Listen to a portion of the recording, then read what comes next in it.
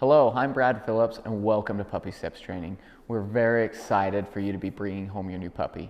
We've created this video so that we can demonstrate all of the training your puppy has received. We also want to go over how to troubleshoot it and how to make sure that you continue with the training so that you can have a lifetime of success with your puppy.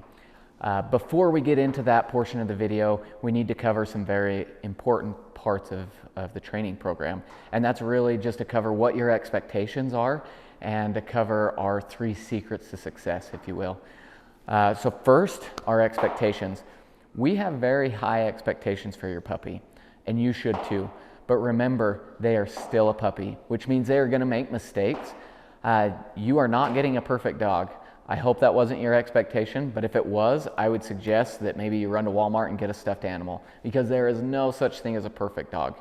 They are going to make mistakes, and it's important for us to teach them what our expected behaviors are. We got to teach them that you have high expectations, that you are going to be their new leader, because right now they see myself and our trainers as leaders. And so we want the same relationship to develop with you. And in order to do that, you have to be consistent, you have to follow through, and you have to manage your dog. So, first one, consistency. When we talk about consistency, that's both consistently rewarding and correcting. You have to have both.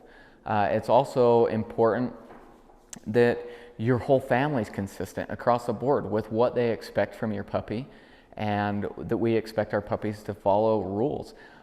Dogs need structure. They need a pack leader, and so that's where you're going to come in. So it's important to use the same words across the board. So the first one, we have our marker, which is okay. So okay means that your dog, they've done something correctly and that they're finished, and some type of reward is going to follow. So if I asked my dog to hold a down stay, I backed up, and then I would say, okay, good dog. And that means they did it correctly and they're released and they can come and get a treat from me, or they get praised or something like that. They get rewarded is what's important. Right now, your dog's a puppy, and so most likely they are very food motivated. That is a currency that they want to work for, and so we're going to use that to our advantage. And I would suggest using that positive reinforcement at least through the first year of your dog's life. As they gain fluency and they're really, really good and quick with all these commands, then you can definitely start to wean off this food reward. But as your puppy grows and matures and starts to develop a relationship with you, it's important that I would use food and I would earn their trust. And once again, I want our relationship to be built out of respect. And so if you're giving them a currency that they enjoy, you're going to build that respect much faster. But there are going to be times where you don't have food on you. And so it's important to still reward your dog. In these cases, I use praise and affection very heavily. Also, if I'm outside and we're playing with a toy, I will use that toy as a reward. You can use tennis balls or bumpers or anything like that. If your dog really enjoys playing fetch, use that toy as a reward. Go out, ask him to do some basic obedience, and then throw the toy. But always follow up with some type of reward. Now, we also use the word good. Good is like a keep going, you're almost there type of a command. I'll say good when they're holding a stay. I can walk up, tell them, good dog, good boy. And that's not releasing them, but I'm going to pet them, maybe give them a treat, and it's just more of a reassurance. That's also like, especially in a recall command, I'll start to say good as soon as they start to come towards me, because it's like, yes, you're doing the right thing, you're almost done. And then as soon as they get to me, I follow that up with, okay, good dog. So use those. Now, also, I do believe that there's a balance to all things. So just as I'm going to consistently reward, I'm going to consistently correct. So when I correct a dog, I don't believe that you need to physically dominate your dog. I want our relationship, once again, to be built out of respect. And so my correction a lot of times is simple. If I'm working with a puppy and they break, I'll just simply tell them no, and then I'll have them do that behavior again. So just as important as the actual verbal correction is that reinforcement by having them do the correct behavior. So that's all it needs to be, is a simple no. If your dog does do something a little bit more serious, like maybe they start to have an accident, that's when I do get really firm. And so once again, I'm not going to physically dominate my dog. Instead, if they start to have an accident, I might clap, I might stomp, and I'll say, no, no, no, no, no. And I just get a lot more a lot more firm in that, teaching them like, no, no, please don't do that. Let's hurry and go outside. But once again, I'm going to follow through. So if my dog starts to have an accident and I correct him that way, I'm going to quickly grab them. I'm going to take them outside, give them the opportunity to finish going to the bathroom outside, and then I'm going to bury that frustration deep down, and I'm going to reward that puppy for doing that correct behavior. So that way we create a black and white experience. It's, no, don't do that here. Yes, good job. This is where I want you to do it. That's the correct behavior. We do have one type of physical correction, and that's just a simple leash correction. I'm not trying to yank them around because at this stage, one, I don't want to apply a lot of pressure. I want to first teach a behavior before I implement that pressure. So this leash correction is more to regain their attention to then change their behavior, which the nice thing about leash pressure is then it easily transforms into using a prong collar or using other forms of pressure to teach your dog higher levels of obedience. But once again, first, before I start implementing too much pressure, I want to make sure that they understand what my expectations are. So remember, this is a balanced dog training program, which means you have to have both. You need that positive reinforcement so you can teach, but you have to have that correction so you can establish what your expectations are. So then our second point is that follow through. It directly correlates to being consistent. If you correct your dog and they ignore you, you have to follow through. You can't just say no and then let your dog get away with performing an incorrect behavior. So one of these that I see all the time is a recall command. So if I call my dog to come and they ignore me, I am going to get my dog. Now I'm going to calmly go and get them. I'm never going to chase after my dog. The other thing is when my dog does finally come, I'm not going to reprimand them. I want to be calm, but I want to teach them what the expected behavior is. So I will only say a command once. I expect them to follow through. If they don't, I follow up with a correction. So I'd say no, and then I'm going to enforce the behavior. So in the situation, if I called my dog to come and they ignored me, I'm going to go and get them. The tricky thing, or not the tricky thing, but the important thing is, say I did call them to come and they failed and I got 90% of the way there, and then my dog was like, oh, hey, what are you doing? And came running over to me. I will reward that behavior because I don't want to reprimand my dog for coming to me. I'm not going to get frustrated and get mad at my dog for coming to me because there's a chance that they were just so hyper-focused on whatever was going on that they didn't register that you called them. Now, there are times where a dog might blatantly push the buttons. So another good example is jumping on a couch. So we have the command off. If one of my puppies came and hopped on this couch and I said, off, and they looked at me like, well, what are you going to do about it? At that point, I mark that behavior, I say no, and I go over and remove that puppy. So I am teaching them that that is not acceptable, this is what is acceptable. So you have to follow through, because if you repeat yourself, if you just sit there and you're like, no, Fluffy, off, Fluffy, Fluffy, get off, your dog's not registering that as a correction. They just think you're barking just like they bark. So instead, the moment that they choose not to obey, I mark that behavior with that correction, and then I reinforce. It's important to remember that what you reinforce will get replicated. So reinforce good behaviors. If your dog is in control, they're sitting next to you just hanging out, I'll pet them, I'll praise them. That's what I want. I want to reinforce that behavior. So catch them doing good things. But same thing, if your dog starts to pull, immediately correct that behavior. Teach them what your expected behavior is. So be consistent, follow through, and manage your dog. So management is going to be one of the most important things you do, especially over this transition period. So that breaks down to just maintaining control. If you have control of your dog, they're not allowed to create bad habits because they're not allowed to get away with doing an incorrect behavior. So there's a couple tools that I always recommend using. So first is the crate.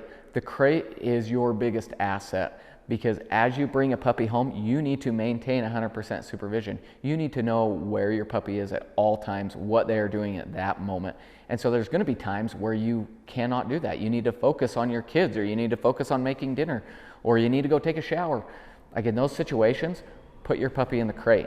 That way they're under control because they're contained. They're not allowed to go and sneak around the corner and have an accident or go and chew something up. Maintain that control. The other thing, baby gates. If you don't want them in a super room, or in a specific room, block it off. Close doors. Don't allow access. Remember that freedom is earned. It is not a right in your home. As you bring your puppy home, they earn that freedom.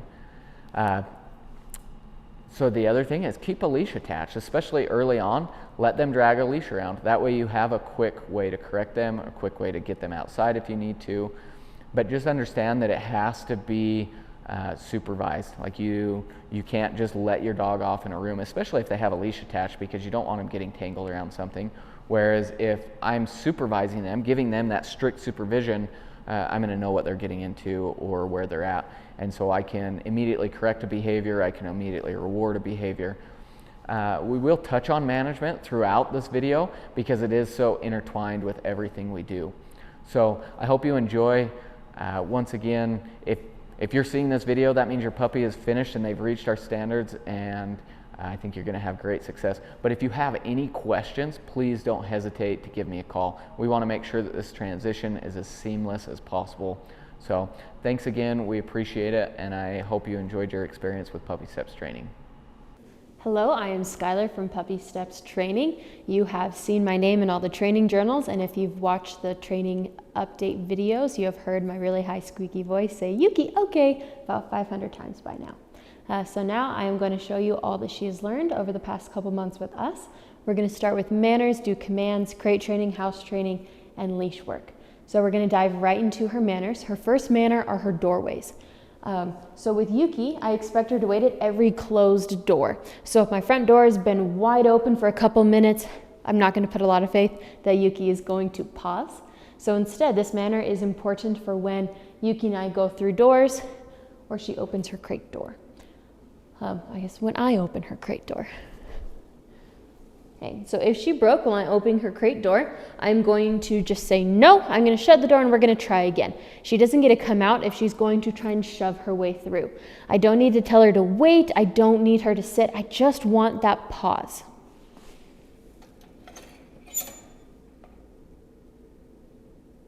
Okay. Good girl, good girl. This is her sit to greet. Good. Good girl, and we're going to go over that in just a second. I want to finish with her doorways. So if we went through a human door and she tried to break, I would do a couple things. If she had a leash on, then I would do our 2 pops, our 1 physical correction, tell her no. I would block her with my foot, or I would close the door and we would try again. Okay. Yuki. So Yuki loves to guess, so you may see her guessing quite a bit. But her sit to greet, okay, so you notice I lured her so she would focus on me, but I'm not asking, hey, sit, greet me. It's just the expectation that I have Yuki whenever I call her over. Okay, good girl, good girl. Yeah. We'll do that one more time. Yuki. Okay, good girl. She does not have to sit every single time you want to pet her, but the sit to greet is really important for when she's meeting new people. You've been away from her all day. You call her over. You really want that focus. She is adorable, and she will do a couple different things. She will do a sit to greet. She does a down to greet, and then she does a play bow to greet. We did not teach her that. That is a Yuki quirk. Because that is not part of our program, I ask for a down or a sit instead, but you're more than welcome to accept her play bow as a proper greeting. I'm going to leave that to you. She may not do her sit to greet for strangers, so you are going to have to do that with her instead. So what I do when Yuki's meeting new people is that I have her do a sit to greet for me, and then I invite that person over. Sit to greet is also a replacement behavior for jumping. So Yuki is not allowed to jump up on me. Not on my furniture, not me. So if Yuki jumped up on me, I would say off, bring my knee up. I'm not trying to punch her across the room, but I am sending a very clear signal that that's not the behavior that I want to see. Instead, for Yuki to get my attention, we want that sit to greet. So if she jumped up on someone else, hopefully you have that leash and you can say off, 2 leash pops, pull her away, have her do a sit to greet for you, and then I would go and try again. She doesn't get to meet people when she's out of control, jumping everywhere. If she jumped up on something she wasn't supposed to, like the couch, I'm going to say off once.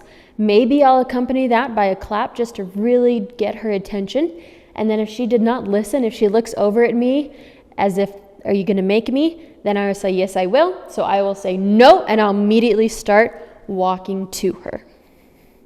If she sees that, oh no, Skylar is coming, and she gets off, I'll say, yes, good girl, and then we'll move on. If I have to go all the way up to her, I'm going to tell her no again, and I'm going to guide her off of the couch. Yuki also really likes teeny tiny mini kisses all the time. Huh.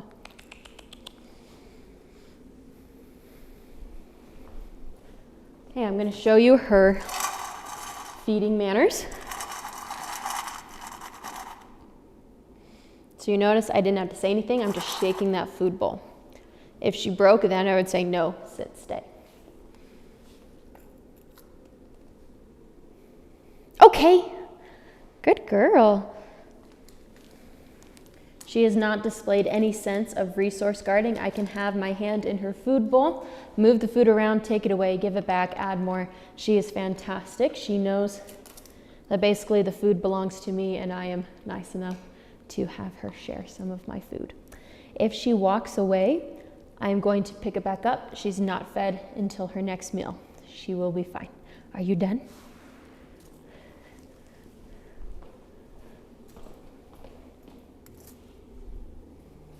All right, let's see.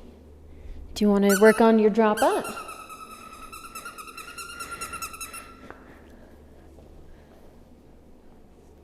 Drop it.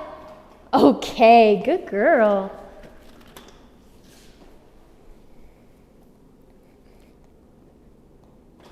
Drop it. Okay.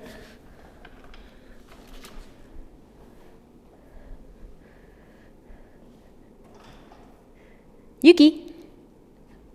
Oh, nerve scratching. Nerve scratching. Okay, like all of our commands, our manners, drop it is one and done. So if she did not drop it on cue, I would wait a second. Sometimes it takes a second to process and another second to spit the object out. If that time has come and gone, then I'm going to give her a vocal prompt of no. Usually that does the trick. If she's being really stubborn about something, as I say no, I'm going to start walking towards her. Hi. We don't play keep away. Instead, I would say no and come and take it away. Yuki is really good when I take something away that she's not going to try and get it back. If I have to do a no or a takeaway, before I give her the toy back, then I'm going to ask for a watch me or a sit, just to show, like, hey, Yuki, are you listening to me? Are you checking in? Okay, go get it. So I'll use her drop it a lot of the time, just when we're playing. But also I'm going to use it whenever she picks up something that she's not supposed to. Yuki. So if she was chewing on something like a table leg, I'm going to ask for that drop it. And then most importantly, I'm going to replace it with something of a similar consistency, like a bully stick. If I found her chewing on one of my socks, I'm going to say drop it, and then I'm going to ask, then I'm going to give her something a bit softer. Yuki has now gone to her favorite spot, which is underneath the ottoman. Yuki! Good girl, good girl. Okay, so let's check out your teeth. So dogs chew, they chew throughout their life. It is a very normal dog behavior. However, puppies, especially when they're teething, are going to chew more than an adult dog. So let's see, I need to see your teeth. Good girl. So she is going to be losing a lot of teeth pretty soon. So she is going to be chewing very heavily. So give her something to chew on, or she will go find something to chew on. Give her a variety of different textures. Here, thank you. Okay, so while I have her here and I had my fingers in her mouth, we're going to talk about handling. Yuki is very much used to being handled. Continue doing that throughout her life. Handle her like they would at the vet and at the groomer. Yuki is a very squirmy dog, as you will very soon find out.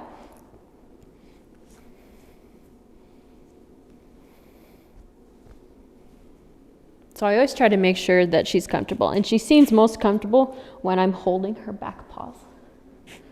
Good girl. Whenever she's being held in a weird situation, I'm going to make sure to reward that. I want her very calm and to make her feel like it's all very normal.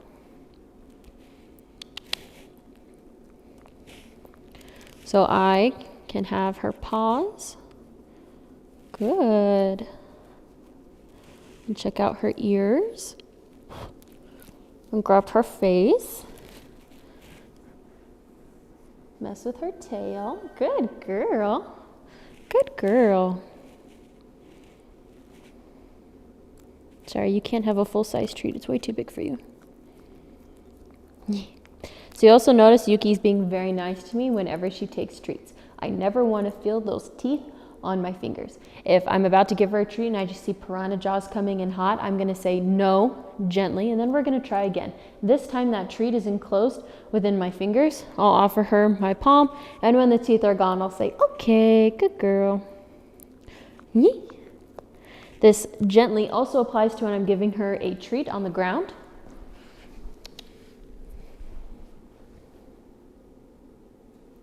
So she has to keep all 4 paws on the ground. So if I'm bending down to give her a treat and she reared up, then I would go, oh, nope, gently, and then try again. Good girl. Good girl. If there are any small children in Yuki's life, I would strongly suggest that whenever they play with Yuki, they're going to have a toy as a barrier. So this gives Yuki something to hold on to. So instead of grabbing a pant leg or pant leg or sleeve, she has that toy. And then if anyone ever became too scared of Yuki, she is very ferocious, then we can throw that toy in the opposite direction and the kid can slowly walk to safety. Okay, that goes hand in hand with mouthing. So not only is she not allowed to chew on anything on a child, she's not allowed to chew on anything of mine. That's on me. So if she ever did that, then I am going to take that away very firmly. Sometimes when people have puppies chewing on their hands, they'll go, oh no, and you're just making your hand look like a toy. So instead it's no, and then I would even grab her little snout, nope. Okay, after that, I would continue petting, playing with her, but if she did that a second time, then I would repeat myself with my no, but then I would walk away. I'm gonna give her like a 1-minute timeout from me. She does not get the honor of being in my presence if she's going to mouth on me and not listen to what I have to say. Yes, sorry, you have done nothing wrong. Good girl, yeah, Yuki's a good girl. She's a good girl.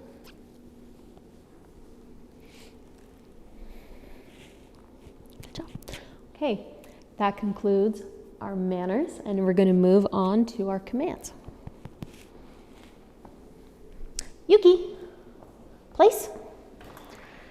So place applies to any defined area. So we've been doing place with the bed, but also mats, rugs, rocks, stuff we find in the store and I'll put on the ground for her to jump onto.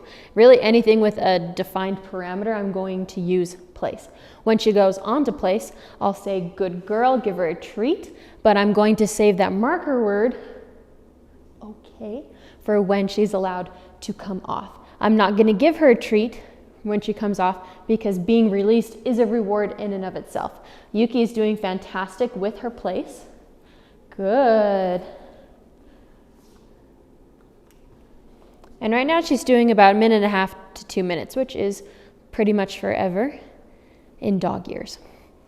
If I'm having her hold a longer place than normal, or if I'm building it up, or if I'm giving her a lot of distractions, I'm going to periodically check in and I'll say, good, with a treat. So this means you're not released, but you're doing a really good job. Keep doing what you're doing.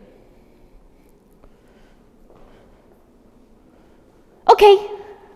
Good girl. Yuki, place. Good.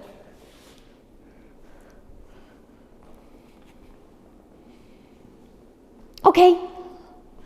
Good girl. Oh, okay, good job. She's really good at guessing. Yuki, great. So the standard for crate is tapping on top of it while saying crate. However, Yuki has gone a little bit beyond that standard, and we've been working on just pointing and orienting my body toward the crate and having Yuki go in. Okay, so same rules apply for crate as they do for place. Crate. I'll say, good girl, here's a treat. But then I save that marker word for when she's allowed to come back out. Okay, good girl. If she's being stubborn with the crate, I'm going to be very patient and keep tapping on top. If she's staring at me with eyes that say, I've never seen this command before, I have no idea what you're talking about, then I'm going to have my hands maybe in here. Okay. And then in she goes. All right. Okay. If you're feeling really desperate, you can throw treats in there, but I don't really see that as an issue you're going to have with Yuki, and I don't like to rely on bribery. Instead, if she walked away, then I would repeat myself and say, no, crate, hello, yes, come here. And then I would guide her in. I'm going to be very gentle. Yuki is a sensitive soul. And I don't want to scare her or alarm her, but she needs to know that I'm going to follow through. Yuki, crate. Good. See, notice I'm not dragging her across. I just have 2 fingers under her collar. Okay. And guiding her in. Yeah, come here. Come here. Good job. Okay. Crate is a command that could be burnt out really easily if you only use it to send her into the crate and then close the door and leave her. So make sure that you practice this command a couple times throughout the day to keep it nice and fresh.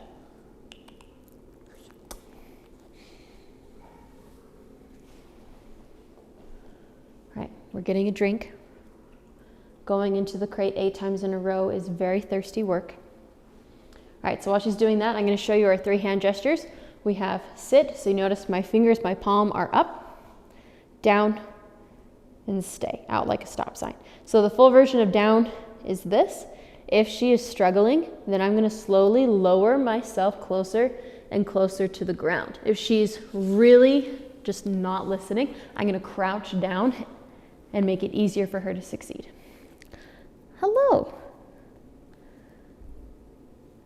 Beautiful, beautiful. And she's just going to offer that to me on her own. All right, Yuki. Sit. Down. So right now she's looking at me like, I have no idea what you're talking about. We haven't worked on this every day for the past couple months. So instead, I'm going to lower. Good girl, stay. So patience is key there. I am not going to say down, down, down, Yuki, down. I'm only going to say it once. And you notice just that slight change in my body position helped her out. Right now, Yuki is doing 20 seconds sit and down stays. That is fantastic. We've actually been pushing her and she's been doing like 25 to 30. The sky's the limit for the stays. Just increase it bit by bit, distraction by distraction.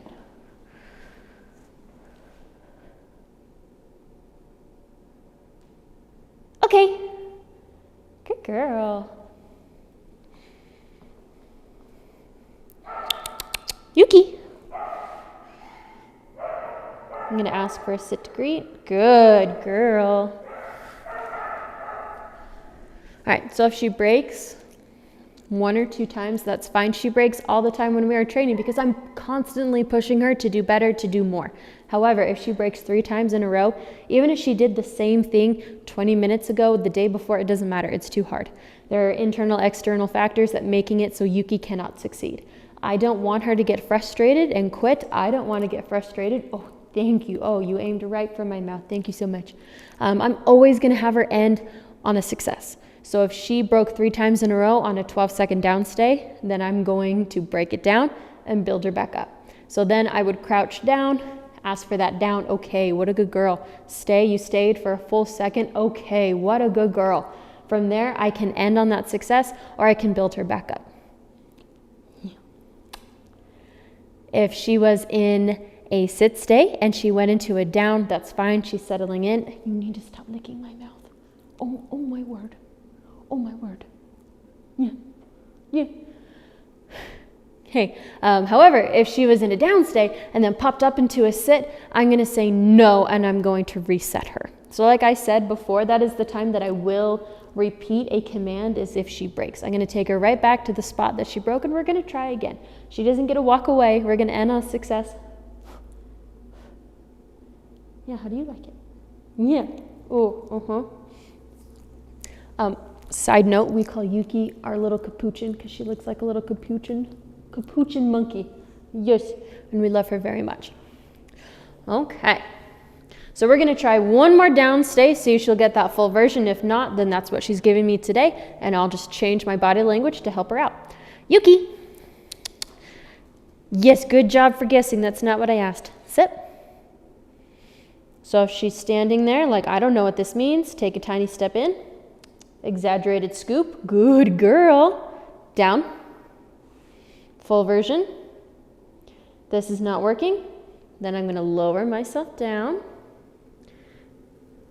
until she complies. Good girl. Stay.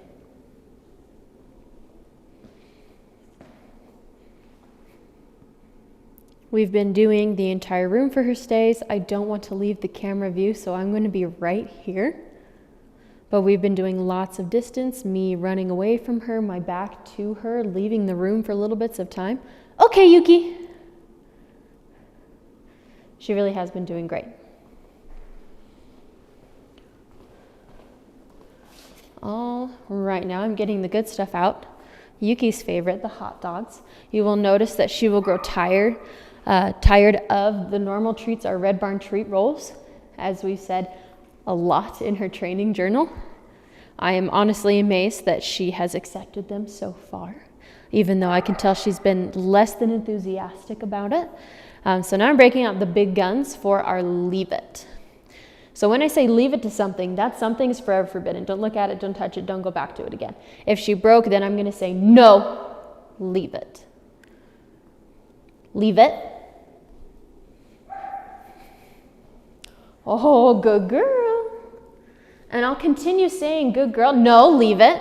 Oh, don't be tricky. Good. I'll continue saying it until I've picked it back up. I just told your family you don't like the normal treats and you keep trying to go for them. Good girl.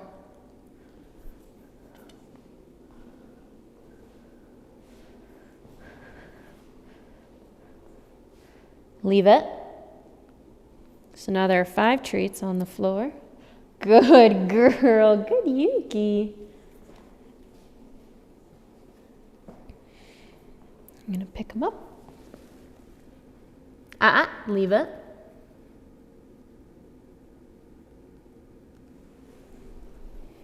Okay. Good girl. Okay. Okay.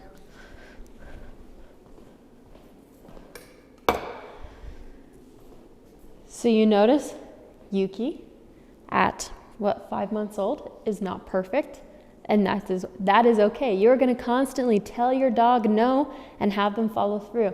That is fine. Yuki is up to standard on everything, but if this is what she's going to give me today, yes, then we're going to roll with it. And we're going to help her out so she can succeed, which means telling her no, leave it. So I say leave it for stuff that I can take away from Yuki or I can take Yuki away from. So I do leave it's with stuff I'll drop on the ground. If I shattered a glass bowl on the ground, that's a big leave it. If I'm chopping up something in the kitchen and it falls to the ground, that's a leave it. If there's some really gross cow pie in the middle of the road, that is a big leave it. I save that and don't use it on permanent objects in the house. So if she was chewing on the baseboards or plants, which Yuki does like to try and eat my plants, then I'm going to say no, and I'll redirect her into an appropriate activity, and then I'm going to manage that situation by blocking off those objects that she wants to get to. Because there's always going to be a time that she is going to be in the same room unsupervised with that leave it thing, and I don't want to tempt fate and ruin the integrity of that command.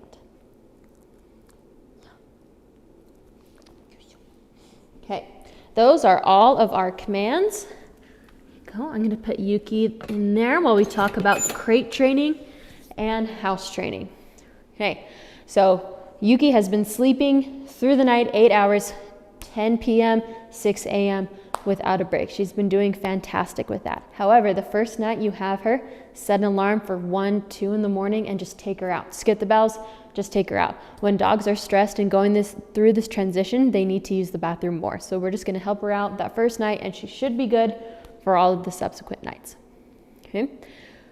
During the day, she can do 4 hours. It took her quite a long time to get up to those 4 hours. She is very tiny, which means her bladder is also very tiny. So it took quite a bit to get her up to those 4 hours, but she is there.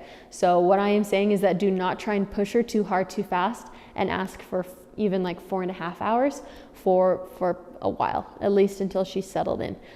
As she gets older, you can extend that time, but right now I'm going to highly suggest just keeping that at 4 hours during the day. 8 hours at night, 4 in the day.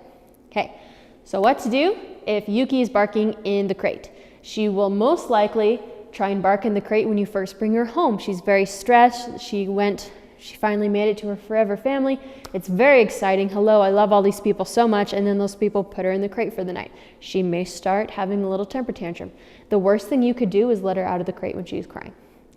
I'm going to say that again. The worst thing you could do is let her out of the crate when she is crying. The first time you do that, you've created this huge problem because Yuki has learned if I throw a temper tantrum, they're going to let me out. She gets no positive reinforcement for having a temper tantrum in the crate. The second worst thing that you could do while Yuki is barking is go, "Oh, it's okay, Yuki. Oh, it's okay. I love you so much." Nothing. We're going to have some tough love here. So if she starts barking, ignore her. If it lasts for more than 2 minutes, have a blanket. Yuki should have a crate blanket just on top of the crate. And if she is going to make noise, I'm just going to cover her like a little parrot. She can't see out. She's going to settle down pretty fast. If you have done that and it's been a long time and she's still making noise, you can come up to her crate and you can say, "Hush," and then I would rap on it. I'm not going to do it full force because she's being very good, but it's a very firm tap, tap, tap, followed by another hush. You can also have a penny shaker, so you can buy a penny shaker for $20, or you can finish your drink and then put gravel in the bottle. It makes a horrible jarring sound. I will not do it now, but it's hush, shake, shake, shake, hush. So say Yuki's crying in the crate because for some reason she has explosive diarrhea and it's going to be real bad soon. I'm still not going to let her out for crying. I'm going to come up to her crate, say hush, and I'll wait until she's quiet for 10 seconds. Okay? 10 seconds before you let her out. Okay? If it's not an emergency, I'm going to wait even longer than that because I don't want her to bark, bark, bark to get my attention, and then she sits and is quiet for 20 seconds until I let her out. Okay? On that note, put her in the crate when you are gone and when you are home. If you only put her in the crate when you leave, she's going to associate the crate with you abandoning her. We have gotten a lot of work in with the crate. She is very comfortable in her crate, and I don't want that sense of secure, safe den ruined. So put her in the crate when you're home and when you're gone. Put her in the crate for 20 minutes. 2 minutes, 3.5 hours, 45 minutes. Make that time variable so she doesn't come to expect exactly when she needs to be let out. If you are on a routine, that is fantastic. Dogs do really well with routines. However, I'm not going to let her out at the exact same time every day, nor am I going to put her in at the exact same time, because then I'm creating an expectation of, "Excuse me, I need to be let out of the crate about 15 minutes ago. Where were you?" Okay? So if I put her in the crate while I'm gone and I always come home at 2:15, some days I'll let her right out, and some days I will go to the bathroom, go get a drink, change my clothes, and then I'm going to let her out. I don't want her to think the sudden arrival of you means that she gets to come out. Hopefully that all makes sense. It's a lot of information. However, it is really important information if you want this quiet Yuki in the crate to continue. We're going to go on to house training. This is the big one.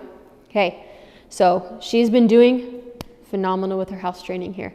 It took us quite a while for her to get to that point.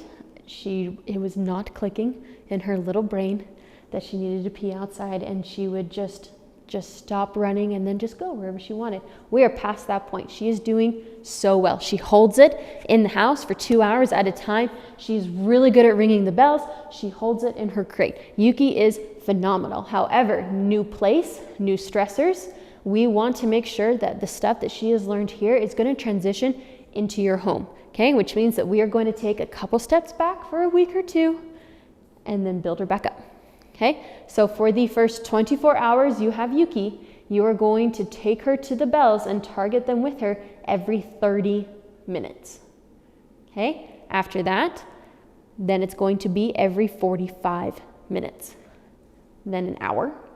Keep her at an hour for 2 or 3 days, and then you can slowly build your way up to 2 hours, which is what she has been doing here. Okay, she's not going to have to go every 30 minutes, but this is more to establish the pattern and the expectation of here is your home, here are the doors, here are the bells, here's your potty spot. This is what you do at the potty spot. This is also going to give you an opportunity to get ahead of her bladder schedule. She's not going to have time or an opportunity to pee in the house because you are on top of things. Okay, so if you know she's doing really well, she may hop up to 2 hours. She may need to stay at an hour for a while. She may be doing really well, and then you notice that you're almost having some near misses, then you need to take it back. Whatever happens is completely normal. It always depends on the dog. Okay? So another big key for this to transfer over is 100% supervision. Once again, 100% supervision. Someone responsible is going to know exactly where Yuki is at all times, eyes on Yuki at all times, what she's getting into, what she could possibly get into, okay? We're not gonna let someone irresponsible be in the same room with Yuki and you say, where is Yuki? Well, I don't know, I saw her 20 minutes ago and then she left you a little present. She does not get to sneak around corners. She does not get to leave your eyesight. If you turn the corner and you found that Yuki has left you a little present, you're going to bring your hand up like this and you're going to slap yourself on the wrist and say, bad dog owner, and promise to watch her better. Yuki does not get to sneak off to have an accident. If she does, on the off chance she does have an accident, it better be right in front of you so you can correct it. So this is the time that I basically scare Yuki, and I am the meanest that I am ever.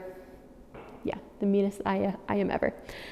So if she started peeing right in front of me, then I'm going to use my Batman voice and I'm going to say, no, no, no, no, no, no, and I'm going to scoop her up. 99% of dogs who you scoop up, the stream will stop. We won't talk about the horrible 1%. Never been Yuki, thank goodness. So we're going to pick her up and we're just going to rush her outside. It is critical that you do not just throw her outside and clean up the mess. No, you're going to yell at someone else to clean it up, or you're going to breathe deep and say, I will come back and clean that up in a second, because it is critical, absolutely critical. I'm going to say that about 5 more times, that word, to go out there with her, because you need to show her, don't ever do that again, and yes, good job, good outside. Okay, we need to make that as black and white as possible, which is why you need to go out with her. It's critical. So when she finishes outside, you're going to shove your anger deep, deep down, and you're going to say, yes, good outside, good girl. I'm really mad at you, but I'm going to pretend that I'm really happy because I want to show her this is what I want to see, and don't ever do that again. Okay? Hopefully that makes sense. If you need to, rewind this and watch that 3 more times. Listen to the word critical about 20 more times before it seeps in. Okay? 100% supervision. She will earn freedom as she goes. Do not give her unlimited access to your house right away. That is bad management. That is setting her up for failure. Good management is locking her in a room with you, having her follow you to every single room, and taking her out before she even has a chance. Okay? I'm going to let her out. We're going to target the bells. So the first time you bring her home, you're going to target bells off of the door, which I'm going to show you how to do. And then after that initial transaction, they're going to stay on the door forever and ever.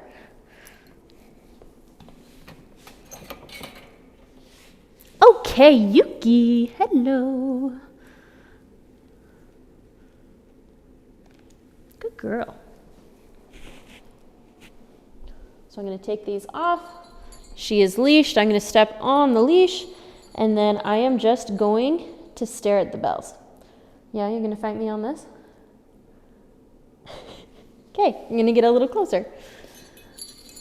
Maybe I'll crouch down. Okay. So I'll help her out. Okay. But I'm not going to shove the bells in her face. Good girl. I'll have her do it one more time. So once again, patience is key. Okay, Yuki. What a good Yuki. Good girl. Good girl. And now they get to stay on the door. Okay, outside. So you notice now I'm changing my wording from okay to okay, outside. So whenever she rings the bells, I say, okay, outside. Okay, outside. Then on leash, we're going to go to the potty spot. Okay.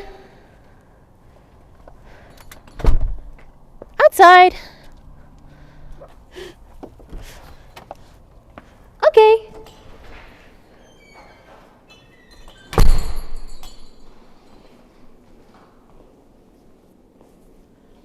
Yuki.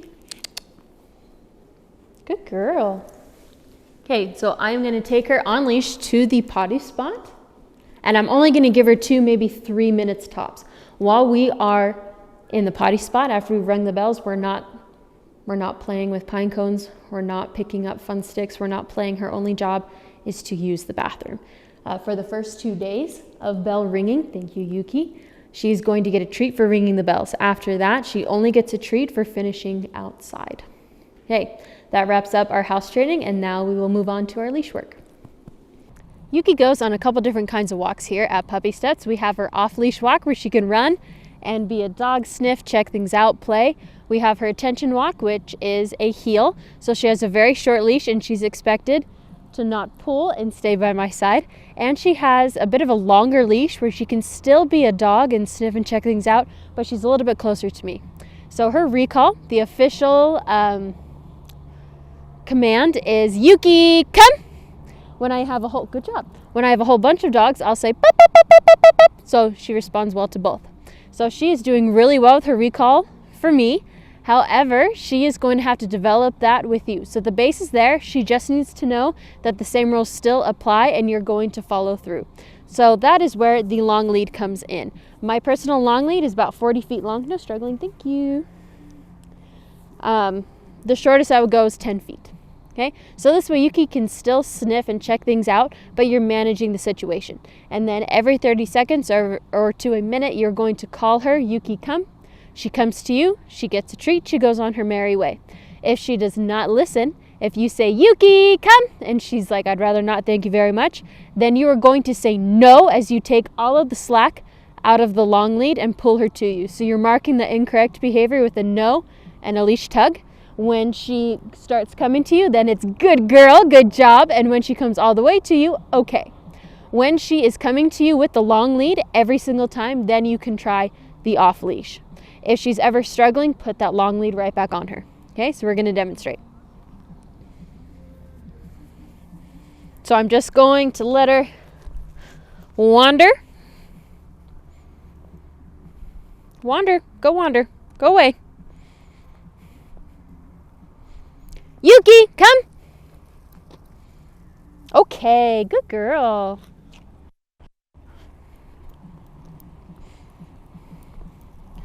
Yuki, come. Okay, good girl, good girl. Oh, you're too smart. Here, look, distraction. There's a treat. Yuki, come. Okay, good girl, good girl. Okay, so if she did not come, I said take the slack out. So it's going to look like this. So I'll say, you could come. Oh, no, you're not coming. And then I'll say no as I'm walking back, pulling her in. Good girl, good girl. That is really important to give her immediate consequence, that follow through. Okay, so we're marking the incorrect behavior and showing her what we want to see instead. Okay, so the other walk I'm going to show you is her attention walk. So I'm going to reel this up so she only gets about this much space. When I start to go or when I change directions, I say, let's go. When I stop walking, the expectation is for her to sit. Let's go. Good girl. Let's go. Good.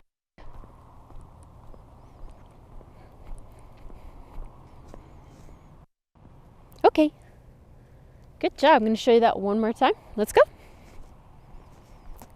Let's go. Good, Yuki.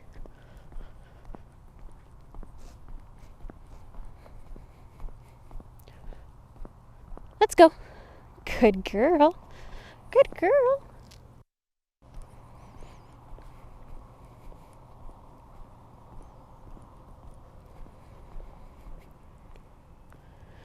Okay. Good girl. All right, I'm going to pick you up. Thank you. Okay, so with the attention walk, she's not sniffing, she's not wandering. Her focus is on me. So if she pulled, my first line of defense is to do those 2 leash pops. So I'll say easy or no. She does not get to pull at all. As soon as you feel that tension, pop against it. If you're just standing there and Yuki is on the leash and you start to feel your hand lift, no pulling ever. Give her that immediate consequence of no. Okay, so that is my first line of defense. If that did not work, I'm going to stop walking altogether. Okay, if she's not going to listen and keep pulling, then we're not going to go where she wants to go. I'll get her back under control. She'll be sitting, looking for me. I'm like, all right, let's try again. I'll start walking. If she pulls again, then I'm going to pull a 180 and I'm just going to walk in the opposite direction. I am not afraid to walk the same patch of sidewalk and get it again if it means that my dog is not going to pull. Okay, so rewind that, watch that 2 to 3 times. The baseline is that there is no pulling. Do whatever you need to do. Do not let her pull. The other really important takeaway is rewards. Have a tree pouch with you whenever you walk her. You may have to do leave-its, recalls. You're going to have to reward her for walking well, especially on that short of a leash. That requires a lot of mental exertion, and she should be rewarded for that. Okay, we're going to go back to the recall rules. So if you said, Yuki, come, you have to follow through. If she's off leash and she did not listen, you have to say no and go get your dog. So if I called her, which you're just going to chill with me, and she didn't listen, I'm immediately going to say no, and I'm going to start walking to her. If she sees the error of her ways and she sees me walking towards and she comes to me, I'm going to reward that. I am never going to punish her for coming to me. I'll put the long lead on her, but I'm going to reward her until she's a very good girl because she did the right behavior. If I need to go 100% of the way to her, then I'll say no and then put the long lead on her. Good girl. The one who says it is the one that goes and gets her. We don't need a cacophony of multiple voices. One person calls her and that person is the one that goes and gets her. Okay, I think that is it with her leash work.